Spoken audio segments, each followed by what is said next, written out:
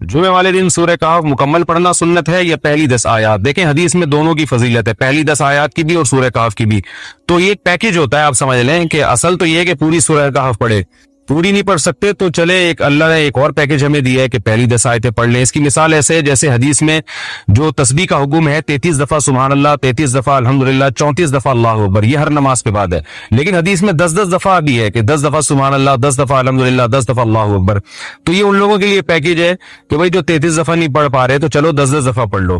تو اس طرح اصل فضیلت تو یہی ہے کہ 33 دفعہ سبحان اللہ پڑھا جائے، 33 دفعہ الحمدللہ، 34 دفعہ اللہ اکبر، یہ نہیں ہو سکتی تو some thing is better than nothing, تو 10 دفعہ پڑھ لیا جائے۔ تو یہی سورہ کہف کا بھی ہے، اصل تو یہی ہے کہ پوری سورہ کہف پڑھی جائے، نہیں تو کم از کم پچھلی 10 آیات پڑھ لیں۔ جمعے کی نماز فرض ہے یا واجب؟ جمعے کی نماز فرض ہے یا واجب؟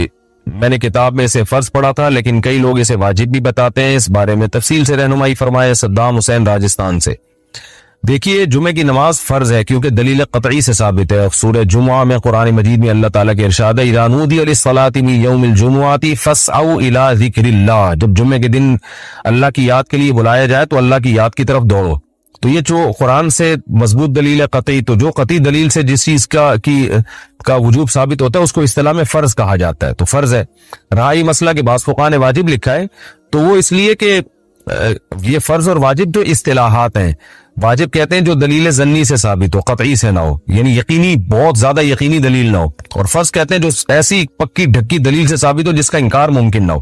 تو لیکن یہ ایک دوسرے کے معنی میں بھی استعمال ہوتے ہیں، بعض دفعہ فرض کو واجب کہہ دیا جاتا ہے، بعض دفعہ واجب کو فرض کہہ دیا جاتا ہے، تو بعض فقہاء نے فرض کو واجب کہہ دیا، بعض نے واجب کو فرض کہہ دیا، لیکن اگر اصطلاحات میں جائیں گے تو پھر فرض کہا جائے گا جمعے کی نماز کو۔ گاؤں کی مسجد میں جمعہ ادا کرنا، میں جس گاؤں میں رہتا ہوں وہاں مسجد ہے لیکن امام نہیں ہے، اذان 5 وقت کی ہوتی ہے، امام نہ ہونے کی وجہ سے یا با جماعت نماز نہیں ہوتی، ہر کوئی اپنی مرضی سے نماز پڑھتا ہے، وہاں صرف جمعے میں ایک مولوی صاحب نماز پڑھانے آتے ہیں، تو کیا وہاں جمعہ کی نماز ہو جائے گی یا نہیں؟ اور جمعہ پڑھنے جانا ہوگا جہاں 5 وقت کی با جماعت نماز ہوتی ہو۔ امداد علی نواب شاہ سے۔ دیکھیں گاؤں میں جمعہ نبی صلی اللہ علیہ وسلم سے ثابت نہیں ہے، جب نبی صلی اللہ علیہ وسلم مدینہ میں جمعہ پڑھاتے تھے تو گاؤں کے لوگ باری باری آیا کرتے تھے، ہمیں کہیں بھی نہیں ملتا کسی صحیح روایت سے کہ نبی صلی اللہ علیہ وسلم کے دور میں گاؤں یا دیہات میں جمعہ یا عید کی نماز ہوئی ہو۔ حضرت علی کا مشہور قول ہے کہ لا جمعۃ ولا تشریق الا فی مصر جامع، کہ جمعہ اور تشریق جو ہے یہ صرف شہر میں ہی ہوگی۔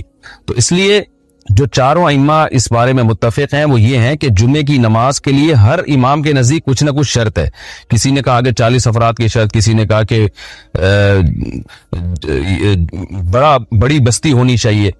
تو جو ہمارے نزدیک راجح قول ہے، جو قرآن و سنت سے ثابت شدہ قول ہے، یعنی نبی صلی اللہ علیہ وسلم کے دور میں کہیں بھی ہمیں یہ ملتا نہیں ہے کہ جمعے میں جو بالکل گاؤں میں جمعہ کی نماز پڑھائی گئی ہو۔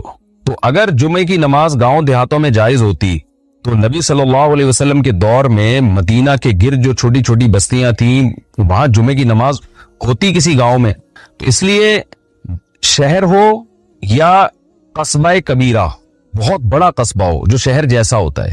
اچھا شہر کی ڈیفینیشن کیا ہے؟ عرف میں جس کو شہر سمجھا جائے، تو یعنی جس میں 2 رویا دکانیں ہوں، ہسپتال ہوں، تھانہ ہو، یہ تمام جو شہر کے لوازمات ہیں وہ جس جگہ پہ پائے جائیں گے اس کو شہر کہا جائے گا۔ جس جگہ یہ نہیں ہوں گے، وہ جو دور دراز علاقوں میں چند لوگوں کا ایک جتھا رہتا ہے، اس کو شہر نہیں کہتے۔ تو یہ عرف سے چینج بھی ہو سکتا ہے۔ تو اس لیے اگر آپ جس علاقے میں رہتے ہیں وہ واقعی گاؤں ہیں، قصبہ کبیرہ بھی نہیں ہے، بڑی بستی بھی نہیں ہے اور شہر بھی نہیں ہے، تو پھر جمعے کی نماز وہاں پر درست نہیں ہے۔ ہوتا ہے سورہ کہف میں بہت سارے واقعات بیان ہوئے، اصحاب کہف کا واقعہ سب سے پہلے بیان ہوا کہ انہوں نے کیسی اللہ کے لیے قربانی دی، پھر اللہ تعالیٰ نے خضر علیہ السلام کا واقعہ بیان کیا، ذوالقرنین کا واقعہ بیان کیا، یہ سارے نیک بندوں کے واقعات تھے۔ اب ایک خلاصہ بیان کیا جا رہا ہے کہ ان سب کا حاصل کیا ہے کہ اچھا عمل کرو اور برائی سے بچو، اور اس میں سب سے بڑی رکاوٹ تھی مشرکین کے غلط عقیدے، وہ اچھے عمل کو شرک کو اچھا عمل سمجھتے تھے، تو اس کی نفی کی گئی ہے کہ اچھا عمل وہ ہے جس کو اللہ اچھا کہے۔ تو پورے رکوع میں یہی ہے کہ اگر ابھی بھی نہیں مانتے تو پھر آخرت میں تمہارے لیے جہنم کی آگ ہے، کیونکہ ان سب واقعات کا اور ان سب باتوں کا حاصل خلاصہ یہی ہے کہ عمل اچھا کرو، آخرت پر یقین کرو، توحید کا مذہب اختیار کرو اور نیک اعمال اختیار کرو، ورنہ تمہارے لیے جہنم کی آگ ہے۔ تو اللہ تعالیٰ فرماتے ہیں فحسب الذین کفروا ان یتخذوا عبادی من دونی اولیاء، کیا وہ لوگ جو کافر ہیں انہوں نے یہ گمان کر رکھا ہے کہ وہ ٹھہرا لے مجھے چھوڑ کر، میرے بندوں کو ٹھہرا لے مجھے چھوڑ کر اپنا دوست. یعنی اس تفصیل جو ہم نے سورہ کہف میں بیان کی ہے اس کے بعد بھی یہ گمان کر رکھا ہے کہ یہ کوئی ٹھیک عمل ہوگا کہ ذوالقرنین کو فتح دینے والا اللہ، خضر علیہ السلام کے پاس موسیٰ علیہ السلام کو بھیجنے والے اللہ، پھر تکوینی امور خضر علیہ السلام کے ذریعے کیسے کیسے کام اللہ کر رہا ہے، پھر اصحاب کہف کو کیسے اللہ نے بچایا، اور اللہ نے اپنی کتنی قدرت اور نعمت و باغ والوں کا واقعہ اللہ نے بیان کیا کہ اللہ پر اعتماد نہیں کیا، توکل نہیں کیا، کیسے ان کا باغ ہلاک ہو گیا. تو ان سب باتوں کے بعد پھر یاجوج ماجوج کا اللہ نے بیان کیا. تو ان سب باتوں کے بعد بھی کیا تم یہ سمجھتے ہو کہ یہ کوئی مناسب کام ہے کہ تم میرے بندوں کو، یہ جو میرے غلام ہے ان کو معبود بنا لو؟ غلام کا بھی معبود ہو سکتا ہے، یعنی اولیاء یہاں دوست سے مراد ہے، ان کو معبود بنا لینا. انا اعتدنا جہنم للکافرین نزلا، ایسے کافروں کے لیے تو ہم نے جہنم تیار کر کے رکھی ہے، نزلا بطور مہمانی کے.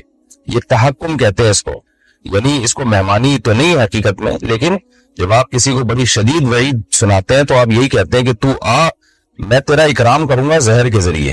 تو وہاں اکرام کا لفظ مجازن استعمال کیا جاتا ہے، اور اس کو بیان کرنے کے لیے کہ یہ جیسے اکرام میں پورا اہتمام کیا جاتا ہے نا، تو تجھے مارنے کا بھی ہم نے پورا اہتمام کیا ہے. تو مجازن اس کو مہمان نوازی سے تعبیر کیا جاتا ہے، دعوت سے تعبیر کیا جاتا ہے. آگے اللہ فرماتے ہیں قل هل ننبئکم بالاخسرین اعمالا، کیا ہم تمہیں ان لوگوں کو نہ بتائیں جو خسارے کے اعتبار سے بہت بڑے خسارے والے ہیں. بہت بڑے خسارے والا اس لیے کہا کہ دو قسم کے لوگ خسارے میں ہوتے ہیں. ایک وہ جو برا عمل کریں اور اس کو برا سمجھ کے کریں، ان کو پتہ ہے کہ ہمیں سزا ملے گی اس کی، اور سزا ملتی ہے، اللہ تعالیٰ ہم سب کو محفوظ رکھے. دوسرا وہ لوگ ہیں جو برا عمل کر رہے ہیں لیکن یہ سمجھ کے کر رہے ہیں کہ یہ اچھا ہے، تو وہ امیدیں لگا کے بیٹھے ہوتے ہیں کہ اس کا ہمیں بہت فائدہ ہوگا. تو یہ زیادہ خسارے والے لوگ ہیں، کیونکہ ان کی تو امیدوں میں بالکل پانی پھر جائے گا. ان کے ساتھ تو وہ ہوگا جن کی ان کو توقع ہی نہیں تھی. ایک آدمی امتحان کی تیاری ہی نہیں کرتا، ایک طالب علم، ایک اسٹوڈنٹ تیاری ہی نہیں کرتا، اسے پتا ہے میں نے فیل ہونا ہے، لیکن ایک تیاری کر رہا ہے فزکس کی، حالانکہ پیپر جو ہے میتھ کا آنے والا ہے. تو جب اس کے سامنے پیپر آئے گا تو اس نے تو اتنی محنت کی ہوگی فزکس کے لیے، اور پتا چلا پیپر جو ہے وہ میتھ کا ہے جس کا آپ کو پتہ ہی نہیں تھا کہ تیاری نہیں کی، تو اس کا غم کتنا ہوگا. تو اللہ فرماتے ہیں آؤ ہم تمہیں بتاتے ہیں کچھ لوگ دنیا میں ایسے ہیں جو اعمال کے لحاظ سے بڑے خسارے میں ہیں. یہ وہ لوگ ہیں الذین ضل سعیہم فی الحیات الدنیا، کی دنیا کی زندگی میں ہی ان کی کوشش ضائع کر دی ہم نے، یعنی آخرت تک پہنچنے نہیں دیا اس کوشش کو. وَهُمْ يَحْسَبُونَ أَنَّهُمْ يُحْسِنُونَ صُنْعًا، جبکہ وہ یہ سمجھ رہے ہیں کہ وہ بہت زیادہ اچھی کوششیں کر رہے ہیں اور خدا ان سے بہت خوش ہو رہا ہے اور ان کوششوں پہ ان کو بہت زیادہ اجر ملنے والا ہے. مشرک یہی کرتا ہے نا، بدعتی یہی کرتا ہے، کافر یہی کرتا ہے. وہ چند چیزوں کو ٹھیک کر کے سمجھتا ہے کہ میں ہمیشہ کے لیے کامیاب ہوں، حالانکہ وہ سب ضائع ہو رہی ہے، برباد ہو رہی ہے، کیونکہ توحید کے بغیر اور وہ اعمال جن کو اللہ اس کے رسول نے اچھا کہا ہو، تو اللہ رسول سے پوچھے بغیر اگر کوئی عمل آپ کرتے ہیں تو آپ کی نظر میں اچھا ہے، وہ اللہ کی نظر میں اچھا نہیں، وہ ضائع ہو رہا ہے. تو فرمایا کہ اولئک الذین کفروا بآیات ربہم، یہ لوگ ہیں جو اپنے رب کی آیات کا انکار کیا. تو جو اپنے رب کی آیات کا انکار کرتا ہے وہ عمل کتنا ہی اچھا کر رہا ہو، اس بیچارے کو یہ پتہ نہیں ہے کہ اس کا یہ عمل ضائع ہو رہا ہے، دنیا میں ختم ہو جائے گا. ولقائہ، اور یہ وہ لوگ ہیں جنہوں نے اپنے رب کی ملاقات کا انکار کیا. کسی کا اگر یہ عقیدہ نہیں ہے کہ قیامت قائم ہوگی، مجھے میرے اعمال کا حساب و کتاب دینا پڑے گا، تو قرآن سے پتہ چلتا ہے وہ کتنا ہی اچھا عمل کر لے، ساری انسانیت کو کھلائے، خدمت کرے اور دنیا کو امن سے بھر دے، لیکن اللہ کہتا ہے کہ میری نظر میں اس کے عمل کی کوئی ویلیو نہیں ہے، کیونکہ اس نے میری باتوں پہ یقین نہیں کیا، اس کو اہمیت ہی نہیں دی. جیسا کہ آگے اس کی اور ڈیٹیل آ رہی ہے. وَحَبِطَتْ أَعْمَالُهُمْ، اللہ فرماتے ہیں ان کے اعمال برباد ہو گئے. فَلَا نُقِيمُ لَهُمْ يَوْمَ الْقِيَامَةِ وَزْنًا، ہم قیامت کے دن ان کے عمل کے لیے وزن نہیں قائم کریں گے. وزن کا مطلب اس کو وزن دیں گے ہی نہیں، اس کو ویلیو نہیں دیں گے. تو عمل تو ہوگا ان کے پاس، کیونکہ آخرت میں تو سب کچھ سامنے آئے گا، اچھا عمل بھی برا عمل بھی، لیکن اس کے عمل کو وزن نہیں، کیونکہ وزن کے لیے ضروری ہے ایمان اور اخلاص. ایک آدمی ریاکاری کے ساتھ بہت اچھا عمل کرتا ہے، کروڑوں انسانوں کو کھانا کھلاتا ہے، بھوکوں کو زندگی دیتا ہے، لیکن اس کا مقصد اللہ کی رضا نہیں ہے، تو عمل کی کوالٹی کے لحاظ سے تو بہت، کوانٹٹی کے لحاظ سے تو بہت ہے، کوالٹی کے لحاظ سے اس میں وہ زیرو ہے. لیکن ایک آدمی آدھی کھجور دیتا ہے، نیت اللہ کو راضی کرنا ہے، تو اس آدھی کھجور کے صدقے میں بھی اللہ تعالیٰ بہت وزن ڈال دیں گے. تو اخلاص سے اور ایمان، ان دو چیزوں سے عمل میں وزن پیدا ہوتا ہے. تو اللہ کہتا ہے ہم ان کے عمل کو قیامت کے دن وزن نہیں دیں گے. ذالک जज़ाउहुम जहन्नम, और ये इनकी जजा जहन्नम है। उनको बता के दिखा के कहा जाएगा बिमा कफरू, इसलिए कि तुमने बहुत बड़ा जुर्म किया था, तुमने खुदा का इनकार किया था। अब तुम इंसानियत की खिदमत करके या लोगों से खुश अखलाकी से पेश आके तुम समझते हो कि अच्छा अमल कर रहे हो, तो ठीक है अच्छा अमल है, लेकिन इसके साथ एक बहुत बुरा जुर्म तो तुमने किया ना, अपने बनाने वाले का तुमने इनकार किया। वो तखदु आयाती व रुसुली हुजुआ, और मेरी आयात और मेरे पैगम्बरों को मजाक बना लिया। मजाक का मतलब सीरियस नहीं लिया उनको। हुजुआ ये संजीदगी जो है ना, जब हम कोई काम संजीदगी से करते हैं उसके अपोजिट है ये कि हुजू। तो हजल भी इसी माना में आता है, और हुजुआ का माना में जरा तौहीन का अंसर ज्यादा है कि सीरियस नहीं लिया और उसको बिल्कुल इग्नोर किया, उसकी कोई वैल्यू ही नहीं दी तुमने उसको। तो इस्तेजा इसे कहते हैं, हुजुआ इस्तेजा एक ही मफहूम है इनका। तो आप देख लेना आज बड़े एजुकेटेड पढ़े लिखे लोग जो बड़ी इंसानियत की खिदमत कर रहे हैं, उनको जब कहा जाए इस कायनात को किसी ने बनाया है, उसके क्या हकाम है, तो कहते हैं यार ये मजहबी लोगों की बातें हैं, मजहब के चक्कर में नहीं पड़ते। तो आप क्यों नहीं पढ़ रहे मजहब के चक्कर में? मजहब आपको बनाने वाले का इंट्रोडक्शन करवा रहा है, क्रिएटर के बारे में बता रहा है कि तुम पानी के कतरे से पैदा किया है, ये ऐसे थोड़ी हो गया खुद ब खुद, और ये सारा निजाम चल रहा है, तुम लज्जतों से लुत्फ अंदोज हो रहे हो, ये किसी ने किया है तुम्हारे लिए। लेकिन लिबरल लोगों को कोई तवज्जो ही नहीं होती। उनकी नजर में दुनिया का सबसे बोर तरीन टॉपिक वो मजहब है। हर चीज में दिलचस्पी लेंगे, खुदा से उनको कुछ बैर है, ना खुदा का जिक्र सुनेंगे ना खुदा का जिक्र करेंगे। जैसे मुशरिकीन के बारे में आता है ना, वइज़ा ज़ुकिरल्लाहु वहदहु इश्मअज़्ज़त क़ुलूबुल्लज़ीना ला युमिनूना बिल आखिरह, कि मुशरिकीन के सामने जब अकेले खुदा का जिक्र किया जाए ना, तो इनके दिल तंग होने लगते हैं, ऐसे डिप्रेशन में जाने लगते हैं, ये बोर होने लगते हैं ये। तो आज भी आप देख लें, जो हमारा एजुकेटेड तबका जो मजहब से दूर है और दौलत अल्लाह ने उसको दी है, वसाइल दी है, ठीक है इंसानियत की खिदमत कर रहा होगा वो, लेकिन जब उसके सामने खुदा का तस्करा किया जाए तो उनके दिल भी तंग होने लगते हैं, बोर होने लगते हैं वो कि कोई और टॉपिक छोड़ो, इससे क्या फायदा हमें। तो यही हाल है। अल्लाह कहते हैं कि इन्होंने मेरे पैगम्बरों को और मेरी आयात को एक मजाक बना लिया था, उसको सीरियस नहीं लिया इन्होंने, ये इनका बहुत बड़ा जुर्म था। इसके बरक्स कुछ लोग दूसरे थे। कुरान की आदत है, जहां बुरे लोगों का तस्करा करता है वहां अच्छे लोगों का भी तस्करा करता है। इन्नल्लज़ीना आमनू व अमिलुस्सालिहात, लेकिन दूसरी तरफ वो लोग हैं जो ईमान लाए और उन्होंने नेक अमाल किए, कानत लहुम जन्नातुल फिरदौस, उनके लिए तो फिरदौस के बागात हैं। जन्नतुल फिरदौस हदीस में आता है वो मकाम है जो आला दर्जे के जन्नतियों को मिलेगा। तो कुरान में यहाँ आला दर्जे के मोमिन मुराद होंगे। तो जो ईमान लाए और नेक अमाल इख्तियार किए तो अल्लाह ताला कहते हैं उनके लिए जन्नतुल फिरदौस है, नुज़ुला बतौर मेहमानी के। इस आयत से ये भी पता चलता है कि ईमान और आमाल सालिहा इनके बगैर कामयाबी नहीं है। सिर्फ ईमान भी काफी नहीं और सिर्फ आमाल सालिहा भी काफी नहीं। सूरह कहफ भी मशहूर सूरत है जो पढ़ी जाती है। नबी सल्लल्लाहु अलैहि वसल्लम ने फरमाया जो सूरह कहफ की जुम्मे को तिलावत करेगा, जुम्मे की रात को भी कर सकते हैं तिलावत, एक रिवायत में जुम्मे की रात का भी तज़किरा है, तो आपने फरमाया कि वो दज्जाल के फितने से महफूज रहेगा। कहफ अरबी में कहते हैं गार को। इसमें दो बल्कि तीन वाक़यात हैं, दो तो बड़े ही दिलचस्प हैं। पिछली कौमों में चंद नौजवान थे जो ईमान लेकर आए, जो क्या किया उन्होंने, लेकिन वो जिस मुल्क में वो रहते थे वहाँ का बादशाह बड़ा जालिम था, वो ईमान वालों को जिंदा रहने नहीं देता था।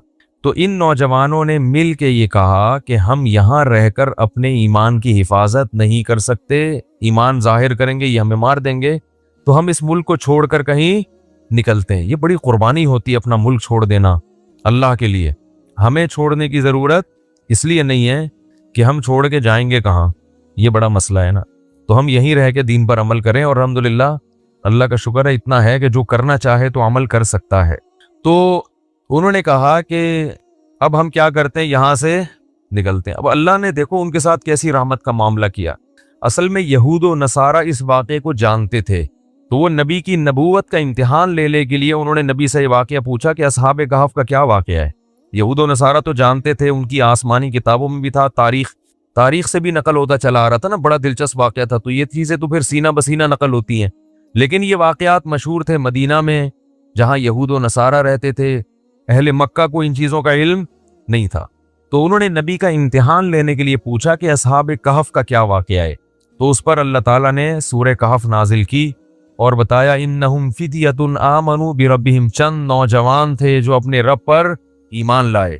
अक्सर तौबा की तौफीक जवानी में मिलती है, चाहे गुनाहों से तौबा करनी हो या कुफर से तौबा करनी हो। मैंने बूढ़ों को बहुत कम देखा है इस्लाम कबूल करते हुए, बल्कि देखा ही नहीं। जितने मैंने गैर मुस्लिम मुसलमान होते हुए अपनी जिंदगी में देखे हैं वो सब क्या होते हैं? जवान। हालांकि उस वक्त मजे उड़ाने की उम्र होती है। तो पता ये चलता है कि जवानी में तौबा आसान है, बुढ़ापे में तौबा मुश्किल। क्यों? जवानी में जैसे गुनाहों का जोश होता है तो गुनाह से बचने का जज्बा भी जवानी में ही पैदा होता है, क्योंकि जोश का होना जरूरी है, गुनाह के लिए भी और तौबा के लिए भी। क्या हो गया भाई? भाई एक आग भड़कती हो ना जिस्म में, गुनाह की भी आग भड़कती है और गुनाह से तौबा के लिए भी जज्बा चाहिए। बुढ़ापे में जज्बात क्या हो जाते हैं? ठंडे। ना गुनाह का वो जज्बा रहता है और ना गुनाह से तौबा का वो जज्बा रहता है, लिहाजा न्यूट्रल हो जाता है। बस जिस हाल में जवानी गुजारी उसी में रहता है। कहता है छोड़ो अब क्या तौबा करनी, बस आराम से मुझे जिंदगी गुजारने दो, मरने दो आराम से, चाहे वो कुफ काफिर हो या गुनाहगार हो। इसलिए ये नहीं कि बुढ़ापे में तौबा कबूल नहीं है, कबूल तो बुढ़ापे में भी है, मगर बुढ़ापे में तौबा की तौफीक मिलती नहीं है। तो इसलिए जवानी में ही तौबा कर लो, और इसी साल कर लो, और इसी रमजान में कर लो, और इसी एतकाफ में कर लो, और अभी कर लो। शैतान कहेगा कल ईद के बाद करूंगा, पहले 2-4 फिल्में देखूंगा ईद के बाद जो नई नई रिलीज होंगी हैं, और फिर जो सारी मस्तियां अपनी पूरी करूंगा, निकालूंगा, मजे उड़ाऊंगा, फिर क्या करूंगा? तसल्ली से आखिर में तौबा कर लूंगा। जिसने ये सोच के तौबा को डिले किया, मुअख्खर किया, उससे बड़ा बेवकूफ दुनिया में कोई नहीं है। ऐसा नहीं होता। करनी है तो करो अभी। अल्लाह ताला तौबा की तौफीक दे। आज रात उठ के ना अल्लाह से खूब गिड़गिड़ा के मांगे, अल्लाह जितने गुनाह थे हमने छोड़ दिए, बस हिम्मत करो। हिम्मत के बगैर दुनिया में कुछ भी नहीं होता। तो उन नौजवानों ने क्या कहा? भाई हिम्मत करते हैं। फितिया, कुरान क्या कह रहे हैं? नौजवान थे। फतन की जमा फितिया आती है। तो उन्होंने कहा कि भाई वइज़ अअतज़लतुमूहुम वमा याबुदूना इल्लल्लाह फअबू इलल कहफ, चलो यहाँ से भाग के किसी गार में पनाह लेते हैं, वहां जाके सोचेंगे कि कल करना क्या है, अगला प्लान क्या। भी तो यहाँ से निकलो, यहाँ रह के कुछ नहीं हो सकता। उन्हें क्या पता था कि उनकी इस कुर्बानी पर अल्लाह उनको कैसा नवाजने वाला है। अल्लाह बड़ा शकूर है। अल्लाह का एक नाम है शकूर। शकूर पता है किसे कहते हैं? कदरदान। आप थोड़ा करें और वो नवाजे बहुत ज्यादा, इसको शकूर कहते हैं। थोड़ी कुर्बानी आप दोगे मगर वो नवाजेगा बहुत ज्यादा। अल्लाह ऐसा करते हैं। तो ये नौजवान निकल के गए हैं और इन्होंने गार में क्या की? पनाह ली, वहां बैठ चले गए, नींद आ गई, सो गए। साथ इनका कुत्ता भी था। हिफाजत के लिए कुत्ता रखना बोलो भाई जायज, बिला वजह कुत्ता रखना हराम है। नबी ने फरमाया जिसने बिला वजह कुत्ता रखा, रोजाना एक क़िरात उसकी नेकियां कम होती रहेंगी। एक क़िरात पहाड़ के बराबर होता है। रोजाना उसकी नेकियां जाया होती रहेंगी। इस्लाम में कुत्ता पालना बिला वजह जायज नहीं है। जरूरत के लिए, शिकार के लिए पाल सकते हैं। शिकारी कुत्ते होते हैं ना, कि शिकार विकार करना है, या घर में तोते पाले हुए तो उनकी शिकार के लिए कुत्ता रखा हुआ है। तो ये होता है तोतों की हिफाजत के लिए कुत्ते रखने पड़ते हैं बाज दफा। तो लेकिन कुत्ते को बता दें कि सिर्फ तोतों की हिफाजत के लिए। लोग कुत्ता पालते हैं डाकुओं से हिफाजत के लिए, उसको बताते नहीं है, वो हर एक को काटना शुरू कर देता है। तो वो अपना कुत्ता भी साथ ले गए हिफाजत के लिए कि भाई कहीं पहरे वहरे का काम आएगा। तो गार में इनको नींद आई और कुत्ता कहाँ बैठा हुआ है?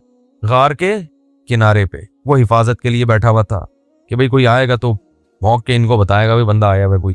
तो अब जो है कुरान कहता है कि हमने उन पे नींद को मुसल्लत कर दिया, सो गए। वलबिफू फी कहफिहिम सलासमिअतिन सिनीन वज़दादू तिस्आ, 309 साल सोए हैं। कितने? 309 साल। वनुक़ल्लिबुहुम ज़ातल यमीनी व ज़ातश शिमाल, अगर इंसान एक ही पहलू पे लेटा रहे ना तो जमीन खा जाती है उसको। तो अल्लाह फरमाते हम उनको करवटें भी दिलाते रहे। वतरश शम्स इज़ा तलअत तज़ावरु अन कहफिहिम ज़ातल यमीनी व ज़ातश शिमाल व इज़ा गरबत तक़रिज़ुहुम, जब सूरज निकलता था तो वो भी कतरा के निकलता था। रोशनी जाएगी मगर तेज धूप नहीं जाएगी, ताकि सूरज की जलन, सूरज की किरणें इनकी स्किन को खराब ना करें।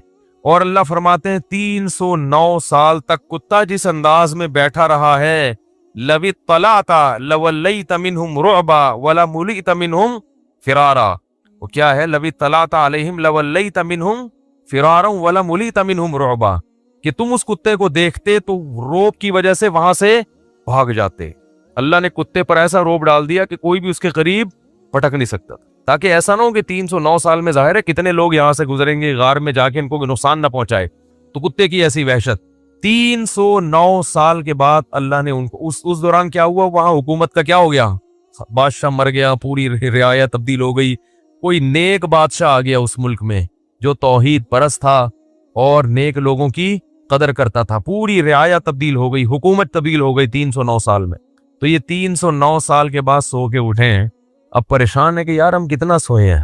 کسی نے کہا کہ ہم 24 گھنٹے سوئے ہیں، کسی نے کہا کہ نہیں بھائی آدھا، کیونکہ یہ تو سوچ ہی نہیں سکتے تھے نا اتنے 100 سال تک ہم سوتے رہے۔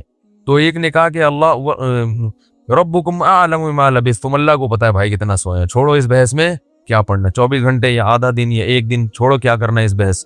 تو ایسا کرو فبعثوا بورقکم هذه الى المدینہ، کیا ہوا بھائی، فبعثوا بورقکم هذه الى المدینہ، یہ سکہ رائج الوقت لے کے جاؤ۔ کیا کرو، سکہ رائج الوقت، یہ رائج الوقت میں خود لگا رہا ہوں کیونکہ آج کسی کا نکاح پڑا ہے نا جمعے میں، اس میں لکھا تھا 1,00,000 روپے سکہ رائج الوقت۔ تو یہ پرانی اصطلاحات پتہ نہیں لوگ کیوں استعمال کرتے ہیں بھائی، تو رائج الوقت ہی ہے اور کیا ہوگا، بیوی رائج الوقت ہے، دولہا رائج الوقت چل رہا ہے، تو سکہ بھی کون سا ہوگا، رائج الوقت ہی ہوگا۔ تو انہوں نے کہا کہ یہ سکے لے کے جاؤ، کرنسی لے کے جاؤ، فَلْيَنْظُرْ أَيُّهَا أَزْكَىٰ طَعَامًا، اور دیکھ کر آؤ کون سا پاکیزہ کھانا ہے، کیونکہ غیر مسلم ریاست ہے، حلال ملنا، اس سے پتہ چلتا ہے کہ غیر مسلم اسٹیٹ میں رہنا بڑا مشکل کام ہے۔ لوگ یورپ امریکہ میں جا کے جو آئے کھا لیتے، کہتے بسم اللہ پڑھ کے کھا لو، یہاں کیا حلال حرام، اتنا مشکل کام ہے۔ نہیں، آپ کو تحقیق کرنی پڑے گی۔ غیر مسلم ملک میں گوشت کھانا آپ کے لیے حلال نہیں ہے جب تک کہ یقین نہ ہو کہ یہ حلال طریقے سے ذبح کیا گیا ہے، اور محض حلال کا ٹھپا کافی بولو یار نہیں ہے، کہتے اس پہ حلال کا ٹھپا لگا، حلال کا ٹھپا لگانے میں کتنے ٹائم لگتا ہے، لوگوں نے مہریں بنا کے رکھی ہوئی، حلال لکھا ہوا ہے، ہر چیز پہ سور پہ بھی ٹھپا لگا رہے ہیں حلال، جو چیز آ رہی ہے اس پہ کیا لگا دیتے ہیں، حلال کا ٹھپا۔ جو بھی ان ملکوں میں رہتے ہیں ان کی ذمہ داری ہے کہ چکن کھا رہے ہیں، بکرا کھا رہے ہیں، جا کے پہلے تحقیق کریں کہ اس کمپنی میں حلال ہے بھی یا نہیں ہے۔ مشینی ذبیحہ ہماری تحقیق میں حلال نہیں ہے، قرآن میں صاف ہے کہ جس جانور پر اللہ کا نام نہ لیا جائے اسے کھانا جائز نہیں ہے، اور نام لینے کا مطلب انسان نے نام نہ لیا ہو، مشین کا نام لینا کافی، مراد یہ کہ انسان اس پہ نام لے، تو انسان کا اللہ بسم اللہ اللہ اکبر پڑھنا ضروری ہے۔ تو یہ بھی پاکستان کی ایک فضیلت ہے کہ یہاں الحمدللہ حلال گوشت وافر مقدار میں ملتا ہے، یقینی حلال ہوتا ہے، اپنے سامنے سے ذبح ہوتا ہے، بالکل صاف نظر آ رہا ہوتا ہے، بڑی نعمت کی بات ہے۔ بعض ملکوں میں شروع ہو گیا ہے لیکن جہاں بھی گیا ہوں مزہ نہیں آیا، مشکوک ہے، اطمینان نہیں ہوتا۔ تو فَلْيَنْظُرْ أَيُّهَا أَزْكَىٰ طَعَامًا، دیکھ کر پاکیزہ مال لے کر آؤ، کیوں غیر مسلم میں پتہ نہیں مردار بھی کھاتے ہوں گے، تو حلال تلاش کرو۔ وَلْيَتَلَطَّفْ، اور ذرا احتیاط سے جانا، لَا يُشْعِرَنَّ بِكُمْ أَحَدًا، کسی کو پتہ نہ چلے تمہارے بارے میں، چپکے سے جانا، رومال ڈال کے اور پتلی گلی سے راشن خرید کے، کھانا خرید کے لے آنا۔ انہم ان یظہروا علیکم یرجموکم، کیونکہ ان کو اگر ہمارا پتہ چل گیا ہمیں پتھروں سے مار کے ہلاک کر دیں گے، اتنے دشمن تھے اسلام کے۔ او یعیدوکم فی ملتہم، یا زبردستی تمہیں اسی دین میں لے آئیں گے۔ ولن تفلحوا اذا ابدا، پھر تو تم کبھی بھی کامیاب نہیں ہوگے، نقصان ہو جائے گا۔ ہم تو نہ اس دین میں دوبارہ جا سکتے ہیں اور نہ ہم قتل ہونا چاہتے ہیں کہ پتھروں سے ہمیں کوئی ہلاک کرے، لہٰذا چپکے سے جاؤ اور پتلی گلی سے واپس آ جاؤ۔ وہ جب چپکے سے گیا تو وہ دیکھ کے حیران ہو گیا، وہ یہ کیا ہے بھائی، یہ تو وہ علاقہ ہی نہیں ہے بھائی، تو علاقہ ہی چینج ہو گیا ہے۔ علاقہ کیا ہو گیا ہے، چینج ہو گیا ہے۔ سندھ والے جو ہے نا علاقے کو کہتے ہیں علاقہ، کہتے ہیں علاقے کی بات ہوتی ہے بھائی، تو یہ تو پورا علاقہ چینج ہو گیا۔ تو وہ حیران کہ وہ بادشاہ کہاں ہیں، انہوں نے کہا کہ وہ بادشاہ تو بھائی 300 سال پرانی بات ہے، اس کے زمانے کی تو ٹرینیں بند ہو گئی ہیں، کون سے بادشاہ کی بات کر رہے ہو؟ اس نے کہا بھائی وہ بادشاہ، انہوں نے کہا بھائی وہ پرانے زمانے کا قصہ ہے۔ انہوں نے پھر وہ کرنسی دکھائی، انہوں نے کہا یہ کرنسی تو 300 سال پہلے اسٹیٹ بینک نے پابندی لگا دی تھی، یہ کون سی کرنسی لے کے گھوم رہے ہو؟ بہرحال چونکہ تاریخی کتابوں میں نقل ہوتا چلا آ رہا تھا کہ چند لوگ تھے جو ایمان قبول کر کے ملک چھوڑ کر چلے گئے تھے، تو پھر انہوں نے اس کو بھی بلایا اپنے باقی ساتھیوں کو، پھر تحقیق ہوئی تو لوگوں کو یقین آ گیا کہ یہ اللہ نے کیا کیا ان کے ساتھ، ایک کرامت کا معاملہ کیا ہے کہ چونکہ یہ ایمان لائے تھے تو اللہ نے ان کو اس بادشاہ کے شر سے بچانے کے لیے 300 سال بعد والے جہان میں منتقل کر دیا ہے۔ تو اب لوگ ان کی عقیدت سے ہاتھ پاؤں چومنے لگے اور وہ بڑا ان کی جو ہے نا عقیدت اور محبت کرنے لگے۔ اور ان کے انتقال کے بعد وہاں انہوں نے لوگوں نے ایک مسجد بنائی اللہ کو یاد رکھنے کے لیے۔ تو یہ مختصر واقعہ قرآن نے اصحاب کہف کا بیان کیا ہے۔